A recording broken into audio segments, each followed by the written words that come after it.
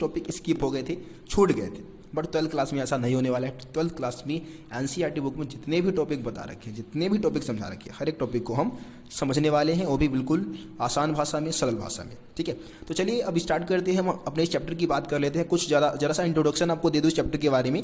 देखिए, इस चैप्टर में हम हड़प्पा सभ्यता का इतिहास समझने वाले हैं।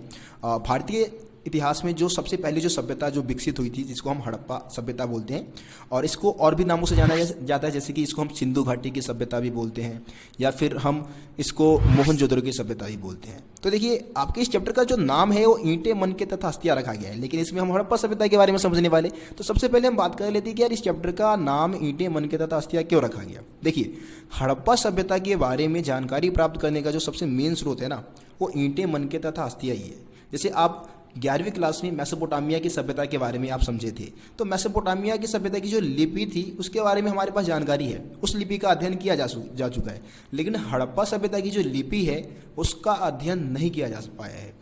इस सभ्यता की लिपि के बारे में हमें कोई जानकारी नहीं है, हम लिपि से इस सभ्यता के बारे में कुछ नहीं जान पाए। तो इस कारण इस सभ्यता के बारे में जानकारी प्राप्त करने के जो हमारे पास स्रोत है वो पुरातात्विक स्रोत है, यानी कि जो जमीन के नीचे से खुदाई के दौरान जो भी चीज़ें मिली, जो भी वस्तुएं मिली है, उसके माध्यम से हमने हड़प्पा सभ्यता के बारे में जानकारी प्राप्त किया है। ठीक है, और उसमें सबसे मेन जो स्रोत था वो ईंटें है ना, क्योंकि वहाँ पे बहुत सारे लोगों ने मकान बनाए थे ईंटों का प्रयोग करके, तो उन ईंटों से हम हड़प्पा सभ्यता के बारे में जानकारी प्राप्त कर सकते हैं।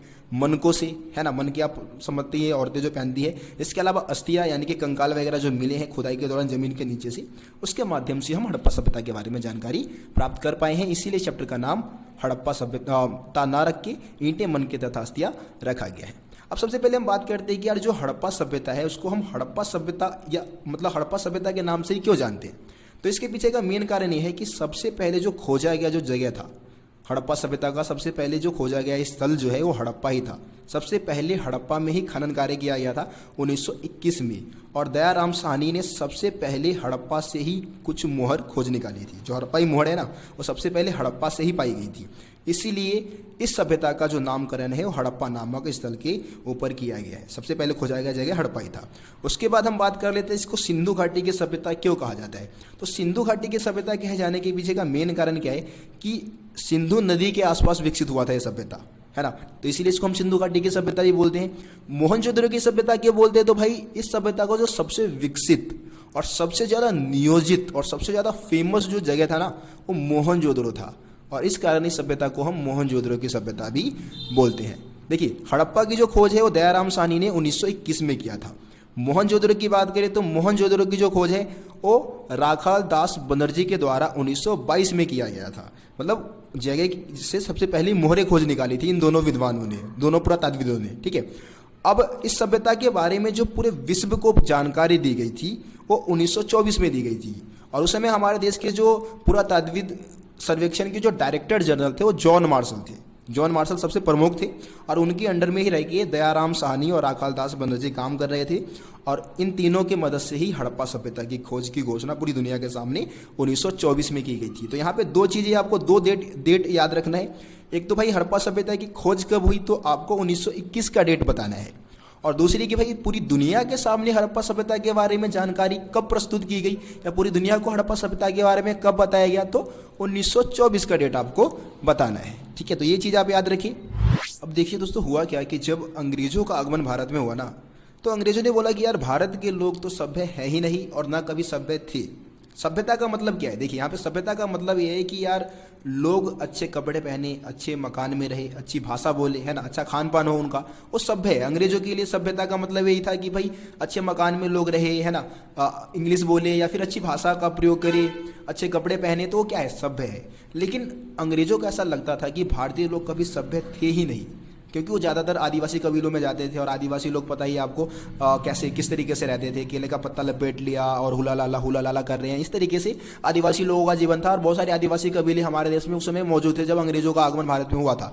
तो इस कारण उनका कहना यह था कि भारत के लोग इतिहास में कभी सभ्य नहीं थे। लेकिन जब हड़प्पा सभ्यता की खोज हुई 1921 में, तो अंग्रेजों की सोच पूरी तरीके से बदल गई। अंग्रेजों को विश्वास हो गया कि यार भारत के लोग भी आज से लगभग 5000 साल पहले, अगर डेट निकालें कि 2600 ईसा पूर्व पहले हड़प्पा सभ्यता का विकास हुआ था। हड़प्पा सभ्यता का समय काल क्या है, 2600 ईसा पूर्व से लेके 1900 ईसा पूर्व इस सभ्यता का समय काल माना जाता है।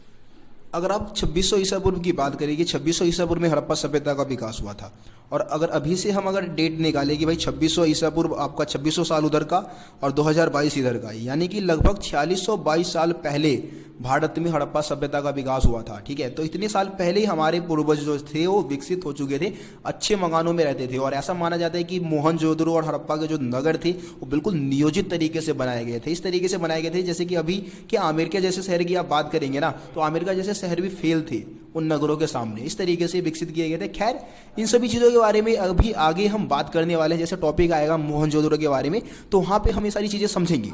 अभी हम बात कर लेते हैं कि यार हड़प्पा सभ्यता के बारे में हमारे पास जानकारी प्राप्त करने के स्रोत कौन कौन से हैं। देखिए, ऊपर तो मैंने 3 स्रोत आपको बता दिया, 3 ऐसे स्रोत जैसे कि ईंटें, मनके और अस्थियाँ, जिससे कि हमें हड़प्पा सभ्यता के बारे में जानकारी प्राप्त हो जाती है। इसके अलावा आभूषण है बहुत सारी, औजार है, मृदभांड है, मृदभांड मतलब होता है मिट्टी का बर्तन, ठीक है, और मोहरे, मोहरे आप समझते हैं स्टैम्प, जो कि सेलखड़ी नामक पत्थर से हड़प्पाई मोहरा का निर्माण, मोहरे जो थी वो बनाई जाती थी, और उसका प्रयोग ज़्यादातर व्यापार वगैरह करने के लिए होता था। ठीक है, तो ये ऐसे स्रोत है जिससे कि हम हड़प्पा सभ्यता के बारे में जानकारी प्राप्त कर सकते हैं। और मेन चीज़ आपको पता है कि भाई हड़प्पा सभ्यता की लिपि का अध्ययन अभी तक नहीं किया जा चुका है। ठीक है, अब लिपि का कुछ चित्र है, मैं आपको दिखाता हूँ यहाँ पे, आपको बताना है कि भाई इस चित्र को देख के आप क्या समझते हैं। ठीक है, आप कमेंट में जरूर बताएं कि भाई ये चित्र से आपको क्या समझ में आता है। वैसे भाई विद्वान इस लिपि का अर्थ अभी तक नहीं निकाल पाए हैं, अगर आप अर्थ निकाल देते हैं तो इतिहास के पन्नों पे आपका नाम मैं दर्ज करवा दूंगा। ठीक है, कमेंट में आप जरूर बताइए कि भाई इस चित्र से आप क्या समझते हैं। ठीक है, अब आगे बढ़ते अगले टॉपिक की हम बात कर लेते हैं। दोस्तों, अब हम बात करते हैं हड़प्पा सभ्यता का विभाजन। अगर आप अपने एनसीईआरटी बुक में सबसे पहला टॉपिक देखें जो है आरंभ, उसमें बताया गया है कि हड़प्पा सभ्यता को हम 2 भागों में बांट के अध्ययन करते हैं, एक तो पूर्ववर्ती हड़प्पा सभ्यता और एक विकसित हड़प्पा सभ्यता। ठीक है, जैसे कि मैंने आपको पहले ही बताया कि भाई हड़प्पा सभ्यता का जो समय काल है वो 2600 ईसा पूर्व से लेके 1900 ईसा पूर्व है ना। तो ये आपको पता है कि हड़प्पा सभ्यता के लोग बहुत ही अच्छे विकसित नगरों में रहते थे, अच्छी इमारतों में रहते थे, अच्छे मकान में रहते थे, लेकिन एकदम से वहाँ के लोग विकसित तो हुए नहीं होंगे, है ना। विकसित होने में बहुत ज़्यादा समय तो लगा होगा ना। तो 2600 ईसा पूर्व से जो समय काल है, 2600 ईसा पूर्व के आसपास तक क्या हुआ था, वहाँ के जो लोग थे वो अच्छे नगरों में रहना शुरू कर देते हैं, विकसित नगरों में रहना शुरू कर देते हैं, अच्छे मकानों में रहना शुरू कर देते हैं। उससे पहले की अगर हम 2600 ईसा पूर्व से पहले की अगर समय काल की बात करें तो उसको हम पूर्ववर्ती हड़प्पा सभ्यता बोलते हैं, जब लोग धीरे धीरे क्या कर रहे थे, विकास कर रहे थे, है ना। 2600 ईसा पूर्व आते आते तो विकसित हो गए थे, लेकिन 2600 ईसा पूर्व से पहले पहले क्या कर रहे थे, लोग विकास कर रहे थे, विकास की प्रक्रिया में थे वो। ठीक है, तो उसको हम क्या बोलेंगे, पूर्ववर्ती हड़प्पा सभ्यता, जो कि 2600 ईसा पूर्व से पहले का समय काल था। और 2600 ईसा पूर्व से लेके 1900 ईसा पूर्व का जो समय काल है वो विकसित हड़प्पा सभ्यता का समय काल है। ये चीज़ आप याद रखिए। ठीक है, अब हम यहाँ पे पूर्ववर्ती जो हड़प्पा सभ्यता है ना, उसकी विशेषता की बात कर लेते हैं। जो पूर्ववर्ती हड़प्पा सभ्यता है उसकी क्या खासियत थी, देखिए यहाँ पे क्या थी कि बस्तियाँ काफ़ी छोटी थी। पूर्ववर्ती हड़प्पा सभ्यता की बस्तियाँ क्या होती थी, बहुत ज़्यादा छोटी होती थी।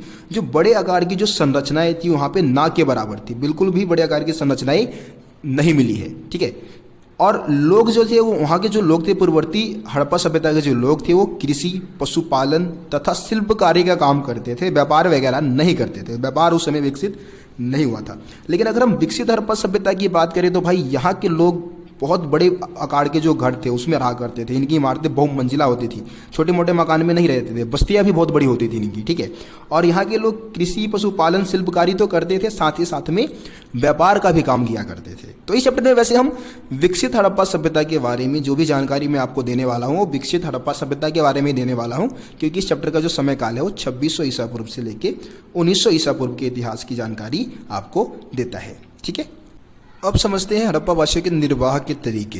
एनसीईआरटी का दूसरा टॉपिक है ये निर्वाह के तरीके। ठीक है, तो निर्वाह मतलब क्या होता है, निर्वाह मतलब होता है जीवन यापन। इसमें हम बात करने वाले हैं कि भाई हड़प्पा वासी अपना जीवन यापन करने के लिए किन चीज़ों का प्रयोग करते थे। तो यहाँ पे हम सबसे पहले बात कर लेते हैं कि भाई हड़प्पा वासी जो भोजन प्राप्त करते थे वो पेड़ पौधों से भोजन प्राप्त करते थे।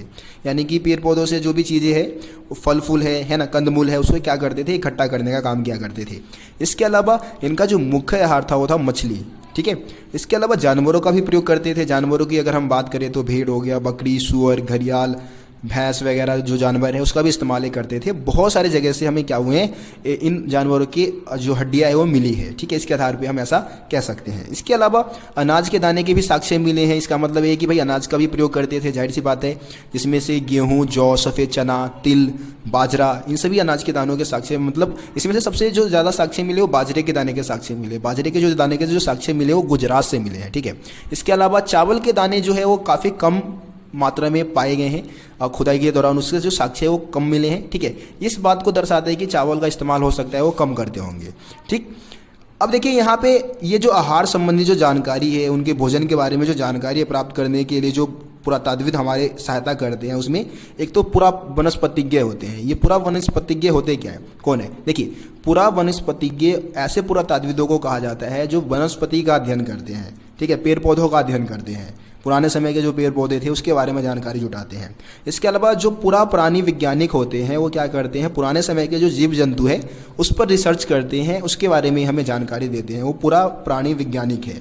तो हड़प्पावासी जिन जानवरों का इस्तेमाल करते थे उसके बारे में हमें जानकारी जो देने वाले हैं वो पुरा प्राणी वैज्ञानिक हो गए, है ना। और जो अनाज के दानों के बारे में हमें जानकारी देंगे वो कौन हो जाएंगे, पुरा वनस्पतिज्ञ, ठीक है। तो ये चीज़ भी आप याद रखिए। अब आगे बढ़ते हैं। हड़प्पावासियों की कृषि प्रौद्योगिकी। देखिए, अगर हम हड़प्पावासियों की कृषि प्रौद्योगिकी की बात करें तो सबसे पहले आपको यहाँ पे प्रौद्योगिकी का मतलब समझना है। प्रौद्योगिकी का मतलब होता है क्या? देखिए, प्रौद्योगिकी मतलब है तकनीक, टेक्नोलॉजी, है ना। खेती करने के लिए हड़प्पावासी कौन कौन से तरीकों का इस्तेमाल करते थे उसी को हम कृषि प्रौद्योगिकी में समझेंगे, ठीक है। तो यहाँ पे सबसे पहले आप बताएंगे बैलों का प्रयोग खेती करने के लिए। जाहिर सी बात है कि पुराने समय में, अब हड़प्पा सभ्यता आज से लगभग 4600 वर्ष हम पहले की बात कर रहे हैं, तो उस समय बैलों का इस्तेमाल होता होगा, जाहिर सी बात है ना। अब साक्ष्य के रूप में वृषभ आप चित्र में देख पा रहे होंगे कि इस जानवर के साक्ष्य भी हमें मिले हैं, जिसके आधार पर कह सकते हैं कि भाई बैलों का इस्तेमाल हड़प्पावासी खेतों को जोतने के लिए करते थे। उसके बाद है हलों का प्रयोग। तो जाहिर सी बात है भाई हलों का इस्तेमाल होता होगा। अब देखिए, अगर साक्ष्य की बात करें तो चोलिस्तान और बनावली जैसे जो जगह है, बनावली हरियाणा में है, ठीक है, यहाँ से क्या मिले हैं, मिट्टी के जो हल के प्रारूप है वो मिली है, मिट्टी के हल के साक्ष्य मिले हैं चोलिस्तान और बनावली से। अब कुछ बच्चे बोलेंगे कि यार मिट्टी के हलों का प्रयोग, क्या मिट्टी के हलों का प्रयोग करते होंगे हड़प्पावासी खेतों को जोतने के लिए? तो ऐसा नहीं है। मिट्टी के हलों के साक्ष्य मिलने का मतलब ये है कि हलों का इस्तेमाल होता होगा, वहाँ पे हलों का इस्तेमाल करते होंगे, हलों के बारे में वहाँ के लोगों को जानकारी होगी, जब भी तो यहाँ से भाई साक्ष्य मिले हैं हलों के, है ना। इसके अलावा कालीबंगन की हम बात करें तो कालीबंगन से हमें जुते हुए खेत के साक्ष्य मिले हैं, ठीक है। कालीबंगन इस समय राजस्थान की अगर हम बात करें तो राजस्थान में इसका लोकेशन है कालीबंगन का, और यहाँ से हमें जुते हुए खेत के साक्ष्य मिले हैं। तो ये साक्ष्य इस बात को दर्शाता है कि हलों का प्रयोग वहाँ पे खेतों को जोतने के लिए होता था। 2 पॉइंट हो गया। तीसरा पॉइंट आप बताएंगे औजारों का प्रयोग। बहुत सारे औजारों के साक्ष्य भी मिले हैं, और औजारों का प्रयोग क्या करते थे, ज़्यादातर हड़प्पावासी फसलों को काटने के लिए औजारों का प्रयोग करते थे। अब इन औजारों की अगर हम बात करें तो बहुत सारे औजार जो थे वो पत्थरों के बने हुए थे, कुछ धातुओं के भी बने हुए थे। आपको एक और चीज़ मैं बता दूँ, हड़प्पावासियों को लोहे के बारे में कोई जानकारी नहीं थी। लोहे का जो साक्ष्य है हड़प्पा सभ्यता में कहीं से भी हमें लोहे का साक्ष्य नहीं मिला है, ठीक है। तो कोई दूसरे धातु होंगे, उससे उनके औजार बने रहे होंगे, ये चीज़ समझ गए। अब आखिर में हम बात कर लेते हैं सिंचाई के साधनों का प्रयोग होता था। सिंचाई मतलब आप समझते हैं ना, खेतों में पानी देना सिंचाई कहलाता है ना। अब सिंचाई में हम बता सकते हैं कि भाई हड़प्पावासी जो हड़प्पाई क्षेत्र थे ज़्यादातर गर्म और शुष्क क्षेत्र में स्थित थे, तो वहाँ पे सिंचाई के ना कृत्रिम साधनों का निर्माण करना बहुत जरूरी था।